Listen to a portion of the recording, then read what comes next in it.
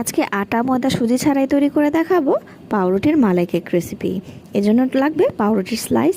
সাইডের শক্ত অংশগুলো কেটে এগুলোকে তাওয়ার মধ্যে হালকা একটু সেঁকে নেব। সেঁকা হয়ে গেলে এগুলোকে একটি বাটির মধ্যে সেট করে একপাশে রেখে দেব। এখন তৈরি করে নেব মালাই।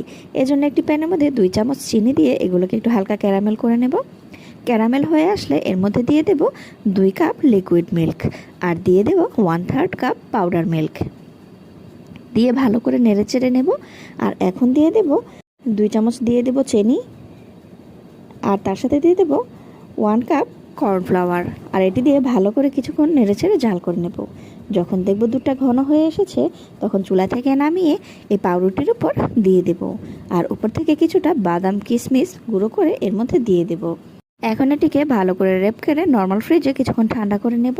তারপর ফ্রিজ থেকে নামিয়ে সুন্দর করে কেটে খেলেই বুঝতে পারবেন যে এটা কতটা স্বাদ হয়েছে। বন্ধুরা, ভিডিওটি ভালো লাগলে অবশ্যই আমার চ্যানেলটি সাবস্ক্রাইব করবে আর লাইক কমেন্ট শেয়ার করতে কিন্তু ভুলবে না। নেক্সট ভিডিও দেখার আমন্ত্রণ রইল।